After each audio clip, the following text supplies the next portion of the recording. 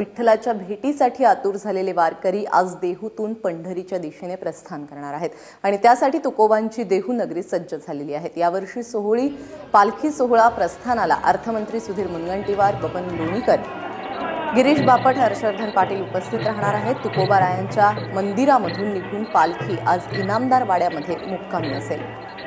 थेट जाऊयात देहूला। हर्षदा स्वकुळ आमची प्रतिनिधी आता आपल्याबरोबर आहे। हर्षदा, आजपासून वारी सुरू होतीये, कसं आहे वातावरण देहूमध्ये?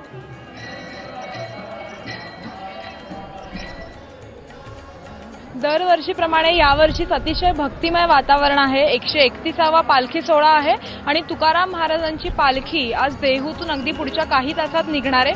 330 दिंड्या यावेळेस यामध्ये सहभागी झालेल्या आहेत आणि पालखी सोहळा प्रमुख अशोक निवृत्ती मोरे माझ्याबरोबर आता स्वतः आहेत।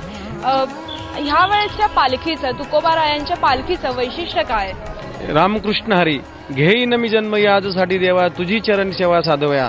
आज जगद्गुरु संत श्रेष्ठ तुकाराम महाराजांचा 331वा पालखी सोहळा आणि 330 दिंड्या ह्या वारीमध्ये समाविष्ट आहेत आणि ह्या दिंड्यामध्ये विदर्भातली जास्तीत जास्त दिंड्या आपल्या सोहळ्यामध्ये समाविष्ट आहेत। विदर्भामध्ये जास्त पाऊस झाल्यामुळे विदर्भातली मंडळी आपल्या सोहळ्यासाठी सगळं तनमन धरावन करून पंढरीच्या वाटेसाठी देहू देवस्थानच्या कार्यालयामध्ये, देहू गावामध्ये प्रस्थान झालेले आहेत। पालखीचं एक वैशिष्ट्य काय असणार आहे? कुठला संदेश यावेळेसची पालखी? यावर्षी आपली प्रदूषण मुक्त वारी वाहणार आहे। वृक्षवल्ली आम्हा सोयरे वनचेरे आरवती। महाराजांनी आपले 350 वर्षापूर्वी आपल्या पर्यावरणाच्या महत्त्वाचं सांगितलेलं आहे। यामुळे आपली संकल्पना यावरी स्वच्छ वारी, सुंदर वारी आणि प्रदूषण मुक्त वारी आहे आणि निर्मल गाम वारी या ठिकाणी आपण साजरी केलेली आहे। आज आपल्या महाराष्ट्राच्या कानाकोपऱ्यामध्ये प्रथमच देहू गावामध्ये निर्मल गाम म्हणजे स्वच्छता अभियानाच्या दृष्टिकोनातून संडास मुक्त, हागणदारी मुक्त आपलं हे गाव यावर्षी चालू केलेलं आहे आणि याची संकल्पना संत तुकाराम महाराज संस्थानचे माजी अध्यक्ष शिवाजी महाराज मोरे यांनी त्यामध्ये प्रामुख्याने भाग घेतलेला आहे। यावर्षी वारी पालखी एक वैशिष्ट्यपूर्ण ठरणार आहे।